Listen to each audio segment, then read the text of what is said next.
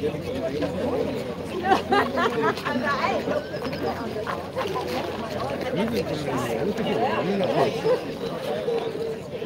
flytta på den här båten? Nej då, det är inga problem. Jag kan vänta lite. Fan, vänta, du får mig gå dit också. Ja, faktiskt. Jag tittar när vi åker sommaren hela tiden.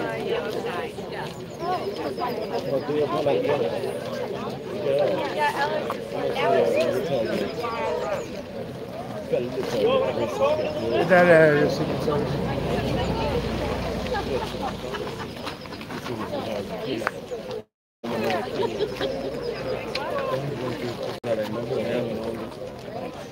Vad är det med den här frågan? Ja, det är faktiskt cykelbana där. Det är en cykelbana i Stockholm och gångbana. De måste hålla sig innanför.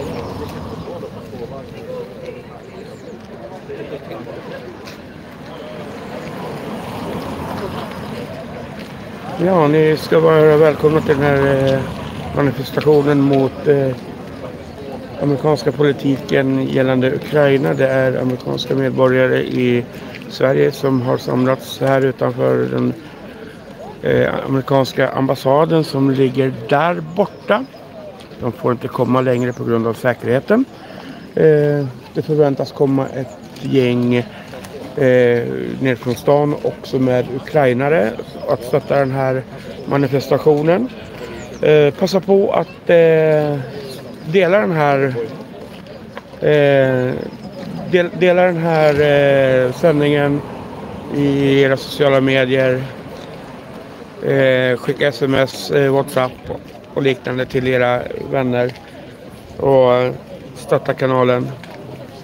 Vi får se hur länge de håller på, men det är sagt att de ska hålla på till 2:30. Nu, där! Alltså den vita skölden, jag stod och tittade på de här vita alltså.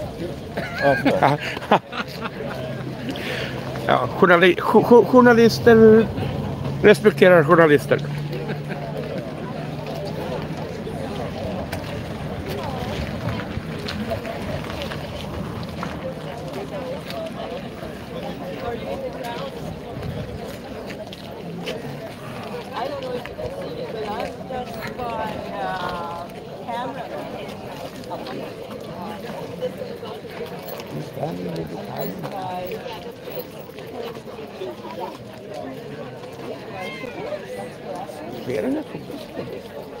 Ja.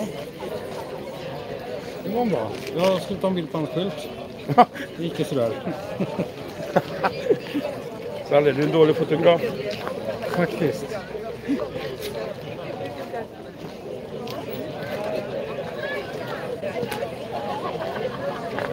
Ta lite.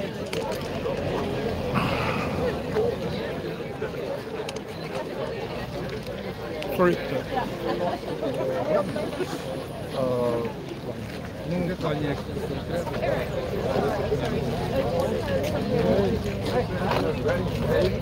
Hallå?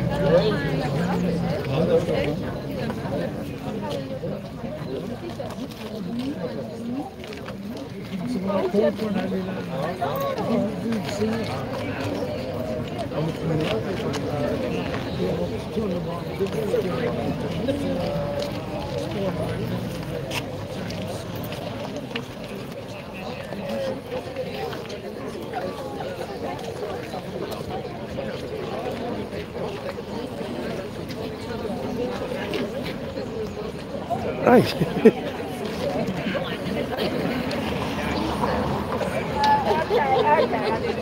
Som ni ser så är det ett gäng här redan. Den här manifestationen väntas börja när som helst.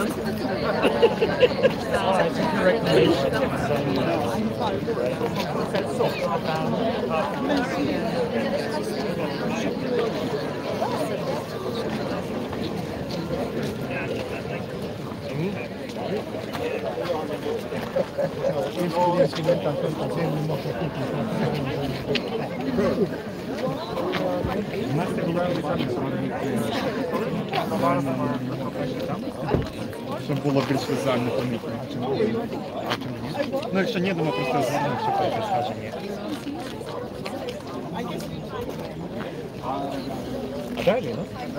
Ja, jag är det där. Men nu kör vi. Vad är det?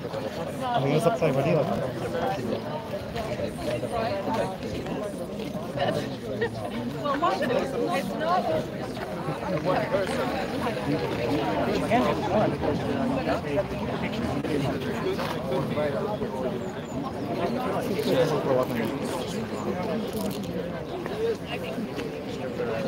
Visst är du som brukar sjunga? Här har vi jag är live on YouTube. Här har vi en riktigt känd ukrainare. Han sjunger varje måndag på Norrmalmstorg klockan 12. Du brukar sjunga den ukrainska nationalsången, va? Idag kan jag väl sjunga en ukrainska sång. Ja. Så imorgon ser ni honom på Norrmalmstorg klockan 2. Eller 12. Klockan 12. Ja.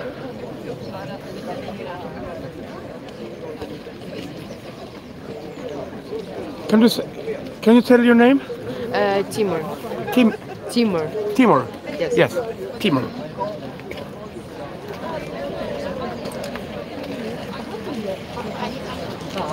Han sjunger varje måndag på Norrmalmstorg. Ska sjunga här.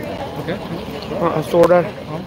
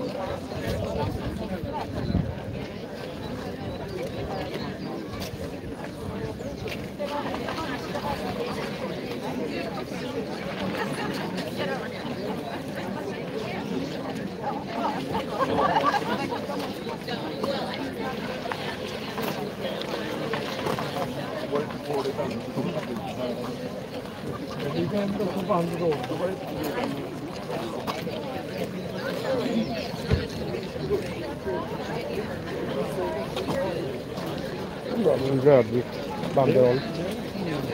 Ja. Mm.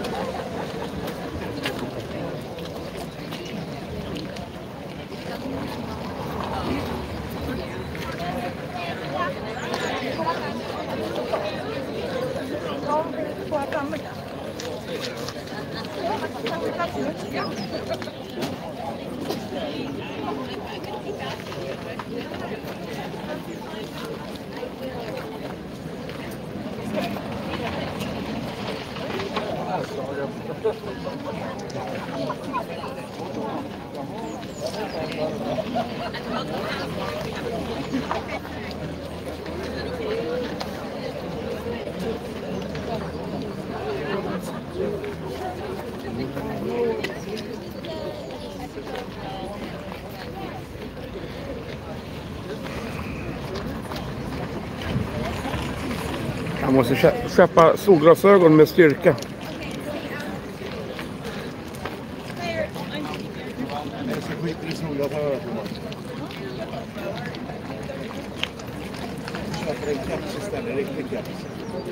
Nej, jag kan inte ha keps. Du har en keps på dig? Ja, jag har en smäck. Det är keps.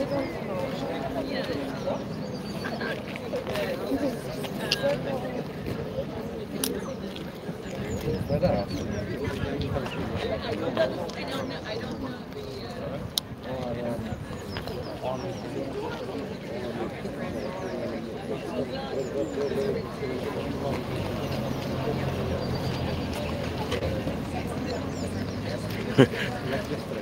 Nej, now.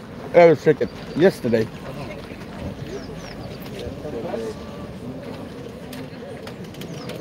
But Okej, nu ska han börja snacka.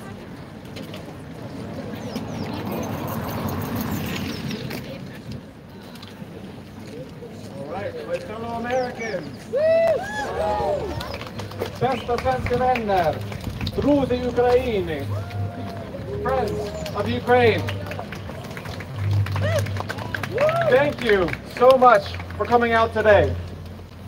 We are a group of ordinary American citizens who've organized this demonstration today, standing outside of our own embassy. We're here to say that while the Trump administration is abandoning Ukraine, abandoning Europe, and abandoning the fundamental democratic values that our country has stood for the past 250 years, the American people are not.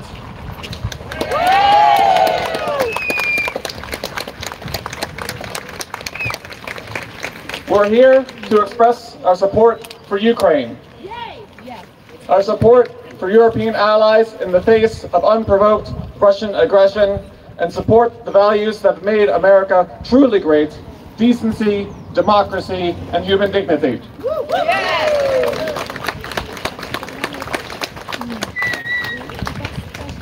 We Americans still understand that our interests are best served through the spread of democracy, through strong alliances, and upholding the rule of law, even if the current administration does not have this understanding.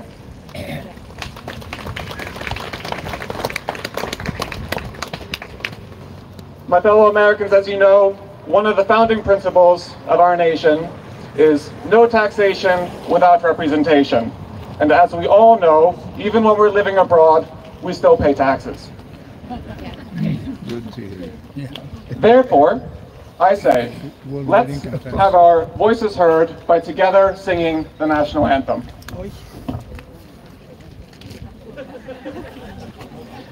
I have the music here.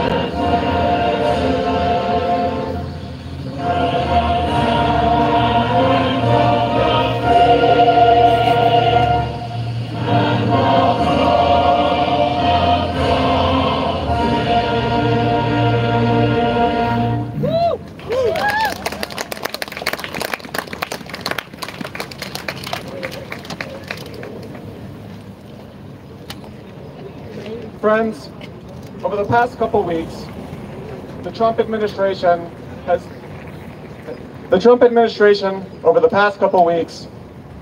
disgracefully disparaged the president of Ukraine, calling him a dictator and having a shameful display in the White House. The United States has also stopped vital military aid and intelligence sharing to Ukraine. These are not actions of a friend. These are not actions of an ally. These moves do not bring Ukraine and Europe closer to peace, but bring about an unjust capitulation and Ukraine and Europe closer to war. I wish I could say that this is not who we are, but unfortunately, the Trump administration and the supporters have convinced a large section of our own country otherwise.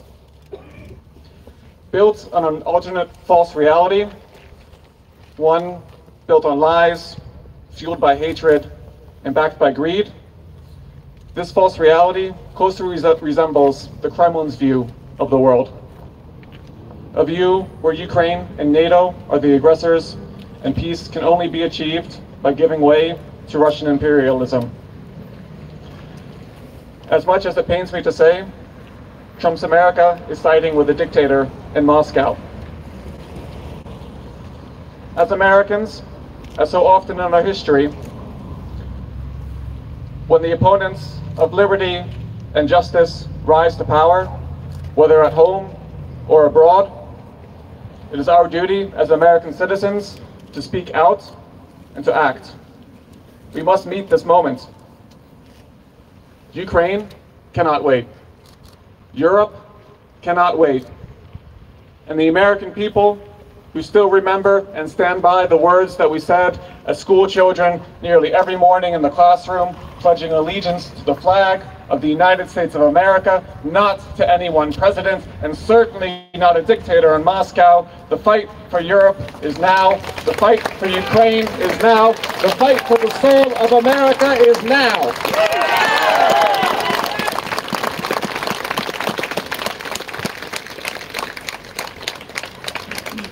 What remains of the democratic world?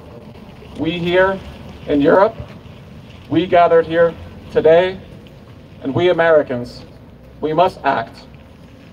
We must ensure that Ukraine will never stand alone, that Ukraine will achieve a just and lasting peace backed by security guarantees, and that the words of the Ukrainian national anthem ring true and will forever ring true. The glory and will of Ukraine has not perished.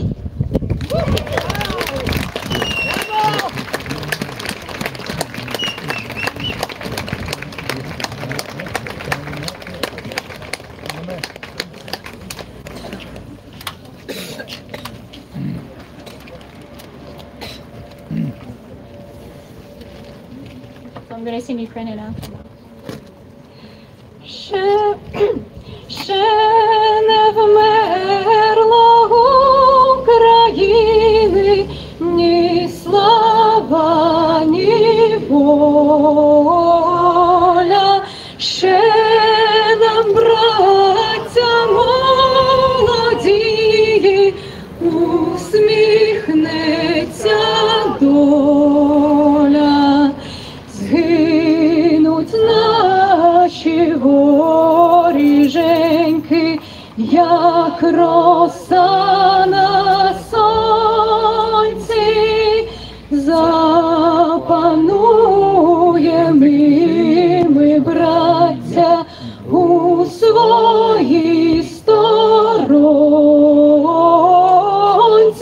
Душу й тіло ми положим за нашу свободу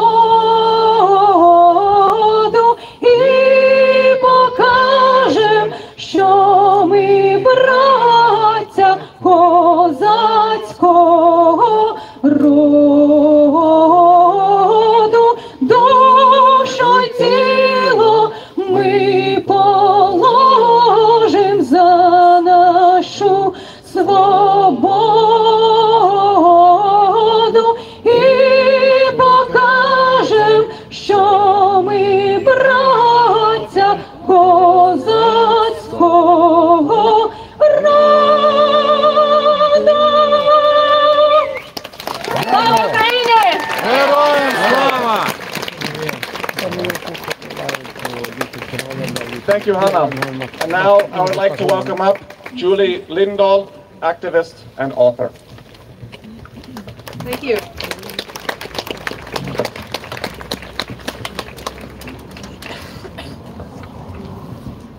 Good morning, friends. Good morning. I'd like to start with an excerpt from President Franklin D. Roosevelt's State of the Union address to Congress, delivered on the 6th of January, 1941.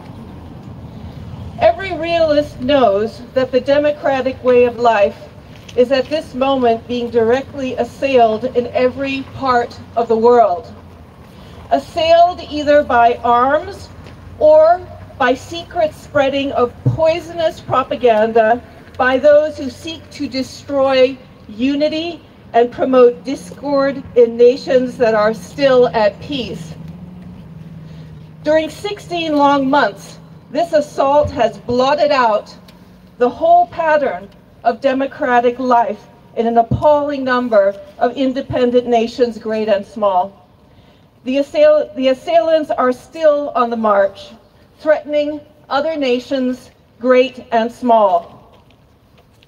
Therefore, as your president, performing my constitutional duty to give to the Congress information of the State of the Union, I find it unhappily necessary to report that the future and the safety of our country and of our democracy are overwhelmingly involved in events far beyond our own nation. Armed defenses of democratic existence is now being gallantly waged in 4 continents. If that defense fails, all the population and all the resources of Europe, Asia, Africa, and Australasia will be dominated by the conquerors. Let us remember that the total of those populations and their resources in those 4 continents greatly exceeds the sum total of the population and the resources of the whole of the Western Hemisphere, many times over. In times like these, it is immature and incidentally untrue for anybody to brag that an unprepared America, single-handed and with one hand tied behind its back, can hold off the whole world. No realistic American can expect from a dictator's peace, international generosity, or return of true independence, or world disarmament, or freedom of expression, or freedom of religion, or even good business.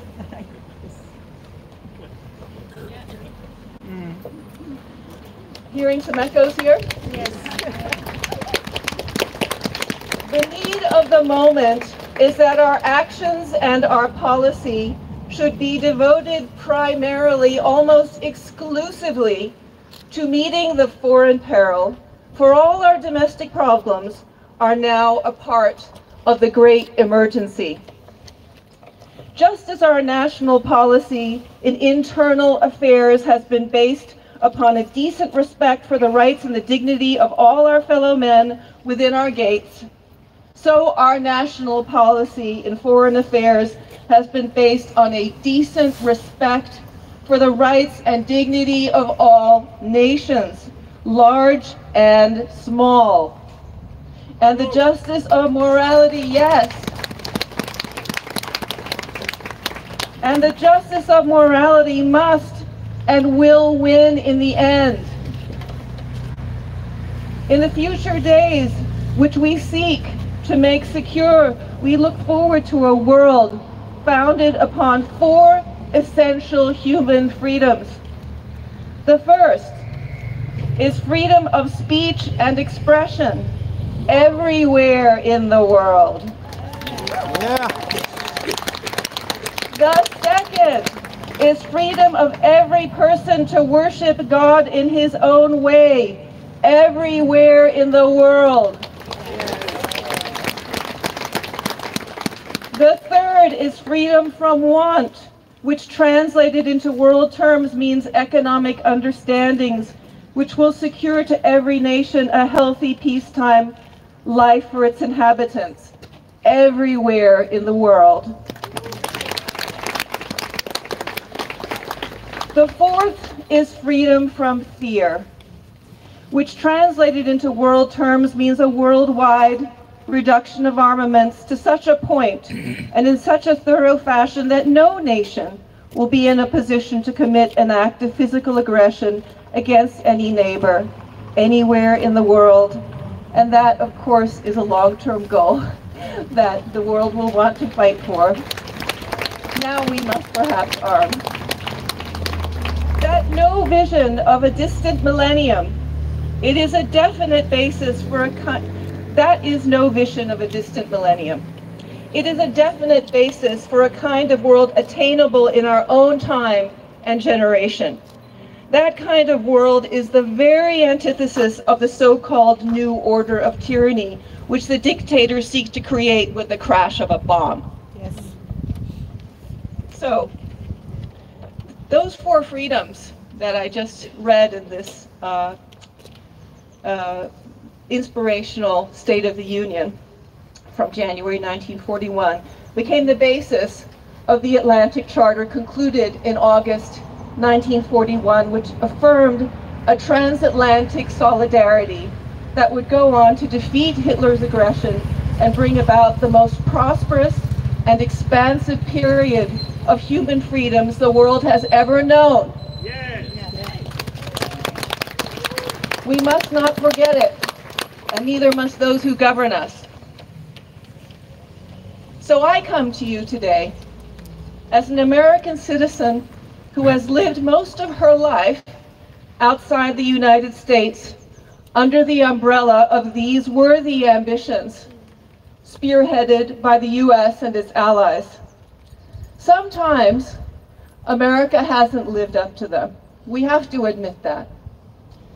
Quite a few times.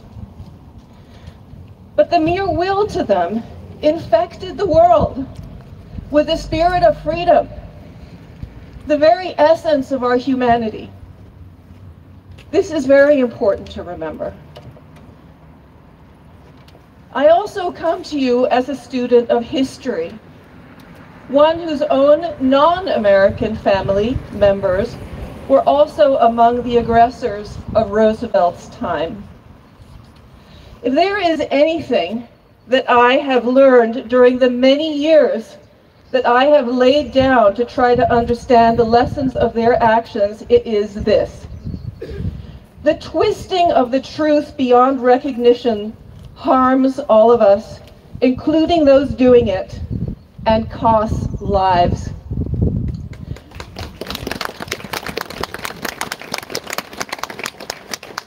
Not one or two lives as precious as those are in themselves, but tens of thousands or hundreds of thousands or even millions. It affects not just one generation, but 2, 3, 4, or more. Therefore, as an American and a historian, together with all of you who are Americans or friends of America and Ukraine, I'd like to acknowledge the following truths. The murderous government of Vladimir Putin ordered and executed the illegal invasion of the sovereign state of Ukraine in 2014 and again in 2022, and has since then waged an unjust war of aggression. Truth number one. Truth number two. The sovereign state of Ukraine, led by Volodymyr Zelensky, having repeatedly made efforts to reach an agreement with Russia that will protect its citizens and territorial integrity, is justly defending its right to exist and to live in peace alongside other sovereign states, and is thereby defending the rights of all states to do the same. Yeah.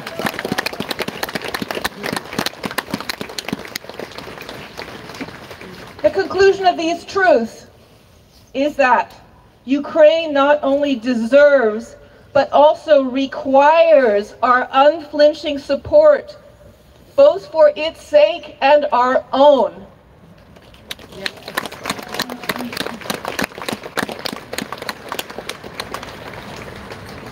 As an individual, it is easy these days, and it has been in past times, to wake up and feel the helplessness of endings, of a spirit of integrity and solidarity that is drowning irrevocably.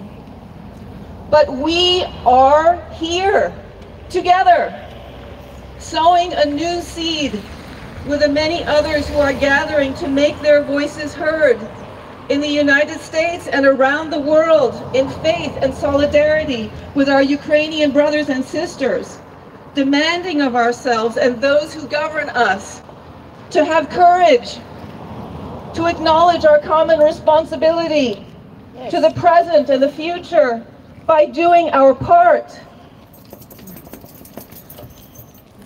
As it is a Sunday, a day for reflection, I'd like to end with these lines from American poet Walt Whitman's Leaves of Grass, which reflects these sentiments. To think of time, to think through the retrospection, to think of today and the ages continued henceforward.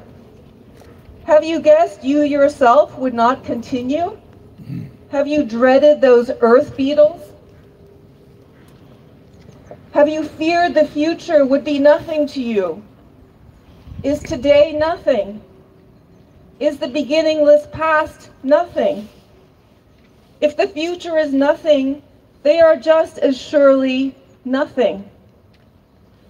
To think that the sun rose in the east, that men and women were flexible and real and alive, that everything was real and alive, to think that you and I did not see, feel, think, nor bear our part, to think that we are now here and bear our part. Thank you.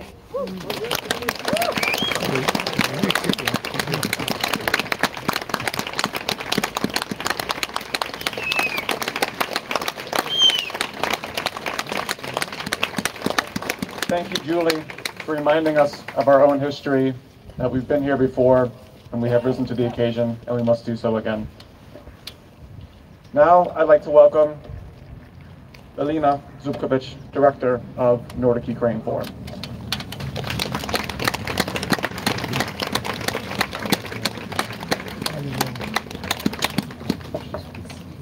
Good afternoon, dear friends, American friends, Swedish friends, Ukrainian friends, international friends.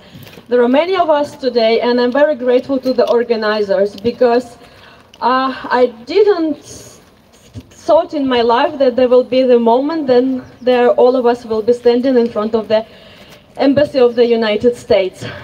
And just 3 months ago, Nordic Ukraine Forum and Embassy of the United States were doing the joint event commemorating 1,000 days of the start of the big scale invasion.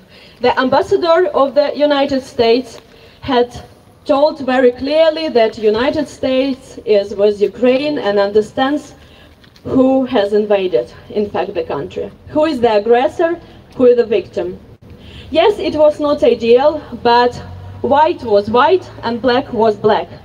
Now we are in such reality that it is by the mouth of new President of the United States, it's being told to everyone that there is not clear who is the aggressor, and it's not clear who is the victim. Moreover, the President of the United States say that he understands Vladimir Putin and Russia, who is aggressively sending bombs to Ukraine, and that he would do the same if he were on his place. It is terrifying, it is. And now I clearly see that there are so many of us. This means that American people do not stand with the statements. Yes, yes.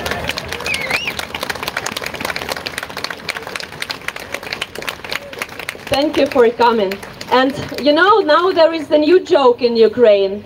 We need 2 types of air alarms. One when Russia sends ballistic missiles, and another one when Trump is ready to tweet something. So, you know, in such situation, when it's clear that the stake is not only Ukraine, it is the democracy, freedom, and all the general principles, the fundamental principles are on stake. It is so important to actually support Ukraine in this resistance, because it's clear tyranny is always afraid of resistance. And if we will continue coming, and if we will continue saying to the Trump administration, to anyone else, that we are not afraid, this will make them listen to us. And there should be many of us continuing this. Moreover, it is very clear that if Ukraine falls, we will be in the European Union. Moreover, it's clear that there will be no opportunity for China not to invade Taiwan. It is clear. It is clear that Russia will then invade all the Baltic states. It will invade Sweden because it is the nature of the imperial colonial power that is not being stopped. So basically today Ukraine is the only country in the world that is in the capacity to stop the tyranny, the global tyranny.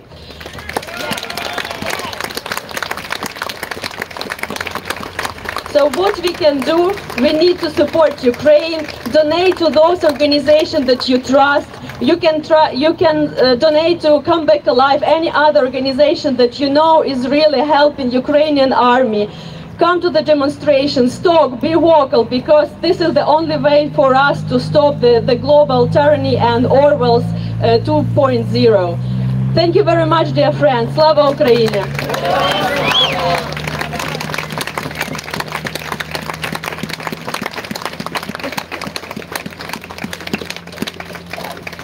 Thank you, Alina.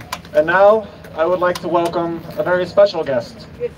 This guest has fled the war in Ukraine during the very first days of Russia's full-scale invasion. One Monday at 12 o'clock, Timur showed up at a Ukraine rally.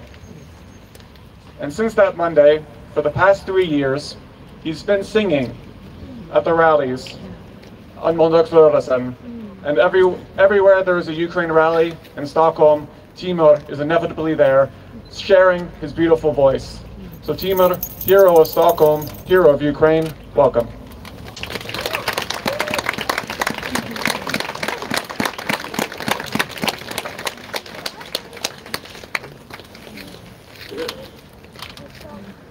Ой, у лузі червона калина похилилася,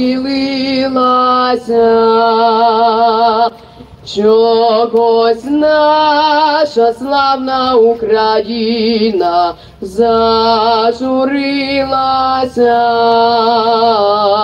а ми тую червону калину підіймемо.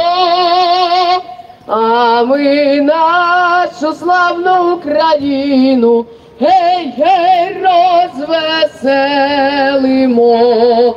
Не хилися, червоно калино, маєш білий цвіт. Не журися, славна Україно, маєш вільний рід.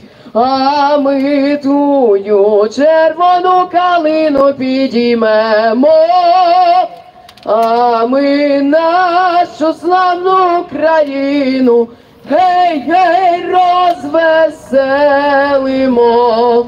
Марширують наші добровольці у кривавий тан. Визволяти братів українців з москальських кайдан.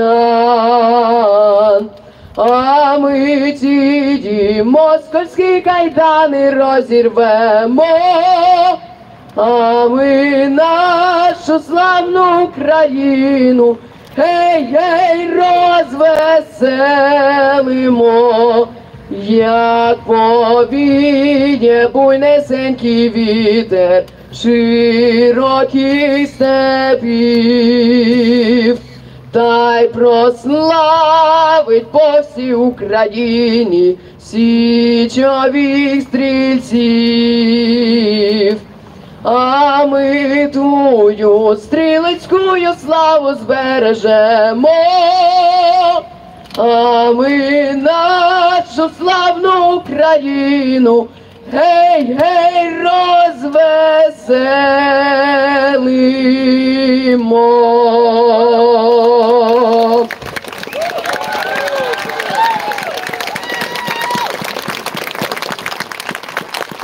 Thank you so much, Timo. It's always a pleasure to hear you sing.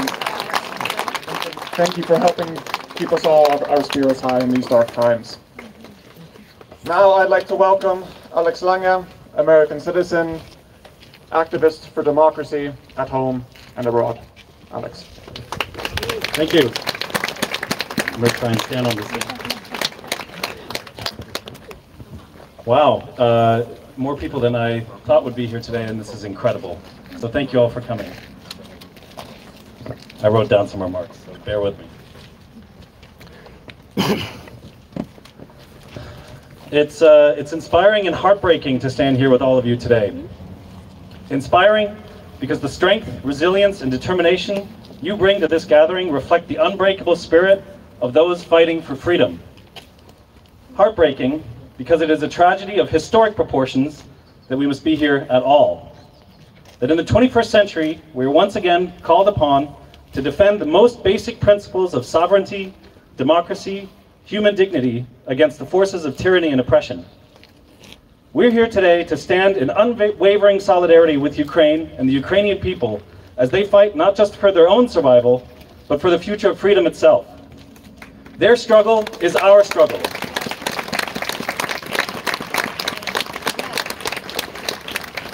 Their fight is our fight.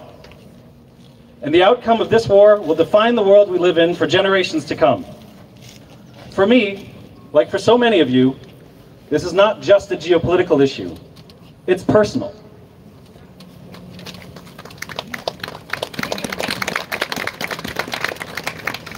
I come from a family shaped by the conflicts of the 20th century, much like Julie. My mother is American, born to a woman from Burlington, Iowa, and a man from Oconomowoc, Wisconsin, who joined the US Navy to become a surgeon during World War II. He and his brother answered the call to defend freedom, joining millions of others who fought to defeat fascism and secure a better world. My father is German. His mother was in the Hitler Youth as a young girl. Her father was a committed Nazi Party member, a school principal who was banned from ever working again after the fall of the Third Reich. She carried that with her for the rest of her life. And among her final words before she died, about 20 years ago, were, "Let us finally bury the Hitler Reich forever."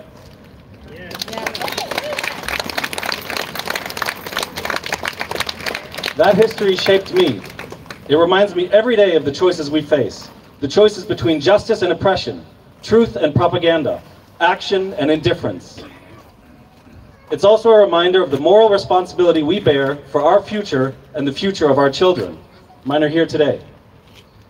The world that allowed my family's story to unfold was built on a foundation of shared values. Values that united Europe and the United States in the decades after the war. Freedom, democracy, human rights, the rule of law, territorial integrity, self-determination. For 80 years, these values have been the guiding light that defined the transatlantic relationship, and they've been the foundation of our support in for Ukraine's fight for freedom. And make no mistake, these values are exactly what Vladimir Putin fears most.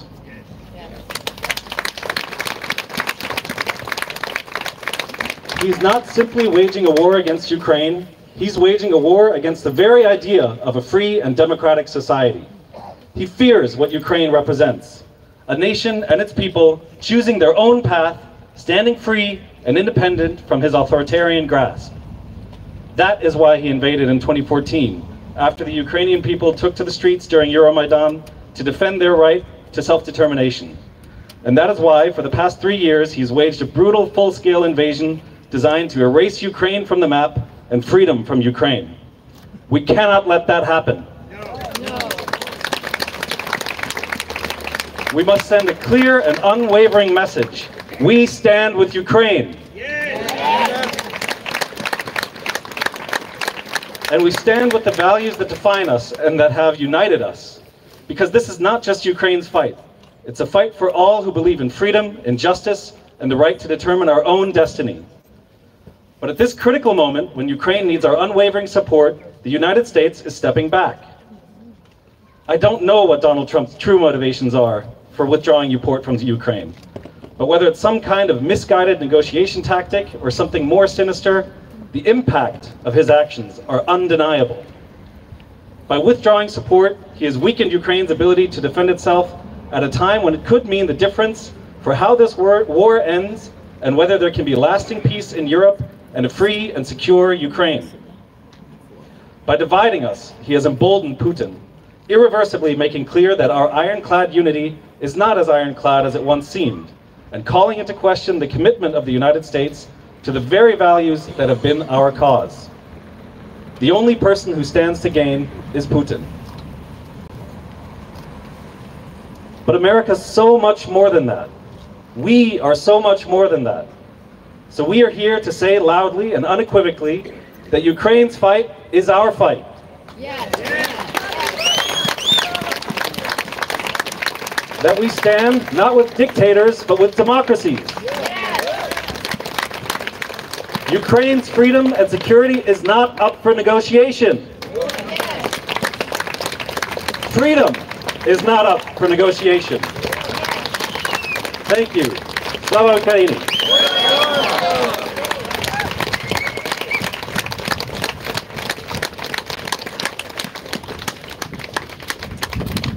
Thank you, Alex. And now I would like to welcome up author from Ukraine, Irina. Thank you so much. Oh, standing high and proud. Thank you everyone for coming today. It means the world to us. And there have been said many wise words about the general state of things, but I would love to speak as a regular person. I haven't seen my mom for 3 years already. She kept saying that she doesn't want me to come to Ukraine because it's too dangerous. She doesn't want me to be in danger at all. She's mom. But I'm still coming next week because she had a stroke. And there's no much time to postpone this trip. Even if things might get better or worse on the front line. When in Ukraine, I'll have to go a simple surgery that people in the world have every day, and I'll have to stay one night in the hospital. And I'm afraid, not of a surgery at all, but of the fact that hospitals are the primary target for Russian missiles. And after US government stopped giving the intelligence data, Ukrainian air defense became blinded and paralyzed. And during several last days, there have been more civil buildings hit than during last months in Ukraine. And no one knows what's going to happen. Mr. Trump said that Putin wants peace, and he had to invade Ukraine because that's his way to get peace. And we all know what this narrative sounds like. It's like when abusive man beats his wife and keeps saying that you made me do this. It's because the way you behave. And we all also know that it doesn't matter how the wife behaves and how good she is and loving. If an attacker wants to beat, he doesn't need a reason. All he needs is only an excuse. And it can be any excuse he wants. That being said, I want to add that people usually say, I heard that a lot, that if Ukrainians wouldn't fight back, there would be already peace. But we all know that when a bully comes to you at school wanting to take your lunch money, the fact you don't fight back don't stop the bully. Only if you resist, it might change things. We all know that if a criminal gets into your house wanting to rob and rape and kill everyone inside, not resisting is not an option.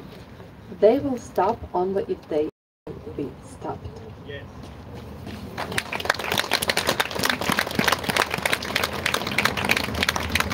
And never in my life I could imagine that my country will become not just a country that is known in the world because of war, but the stage of the front line of the very ideas of good and evil, unfortunately. Now there is no more time to beat around the bush. Whether you support an attacker who wants to kill, rape, torture, kidnap, whether you support nation that refuses to be a victim and defends themselves. And from seeing you all here, I think you picked your side. Thank you so much.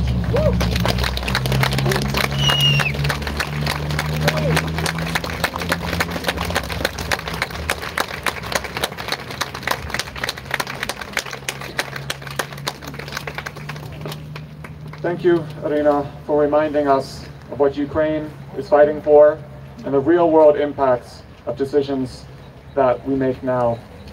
This is not a game of cards. This is not poker. These are real people's lives and the real future of Ukraine with real-world consequences.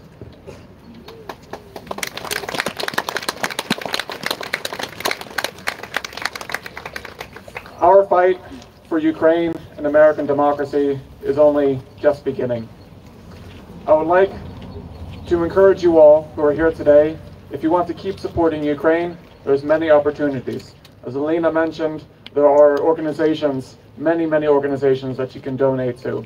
Here in Stockholm, you can go Mondays at 12 o'clock to Norrmalmstorg for a protest, and on Wednesday outside of the Russian embassy at 12 o'clock, and on Sunday at 12 o'clock at Sergels Torg. There are plenty of opportunities to keep showing your support for Ukraine.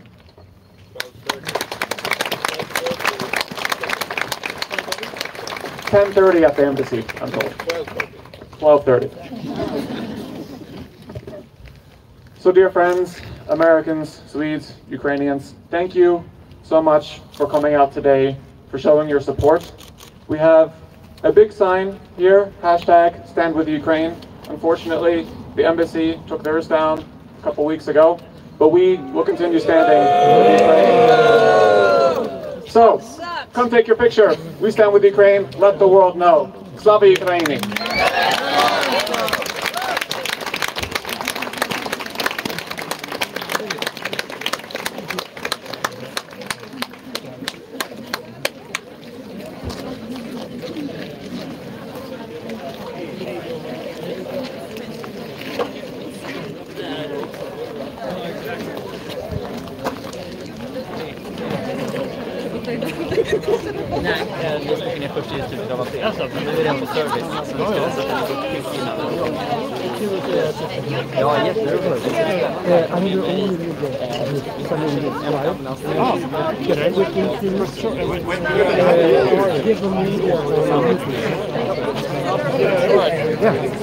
Yeah.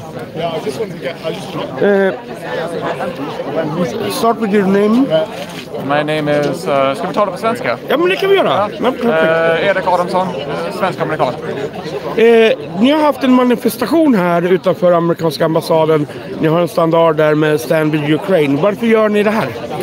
Som amerikansk medborgare, oavsett var vi befinner oss i världen, känner vi oss ett plikt att stå upp för Ukraina, att stå upp för de demokratiska värderingar som USA har stått för 250 år.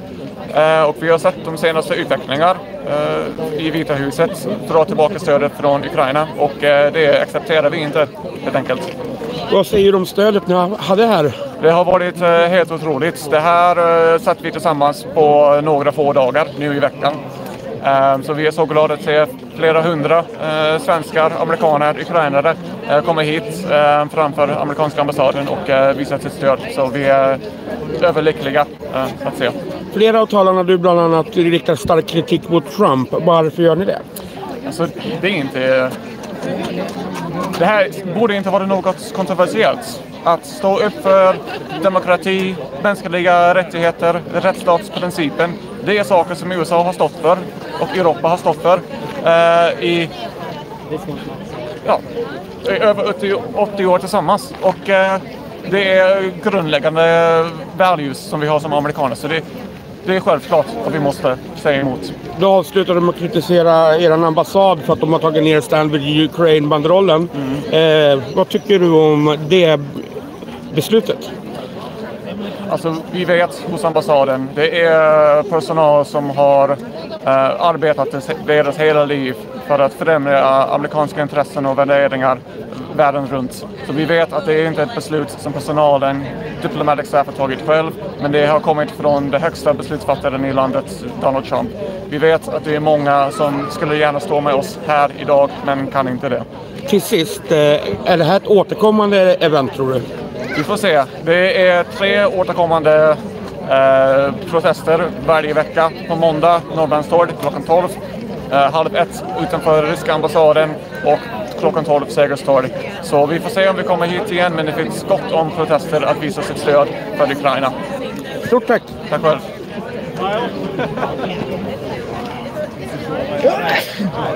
Ja, det var en av organisatörerna från svensk-amerikaner.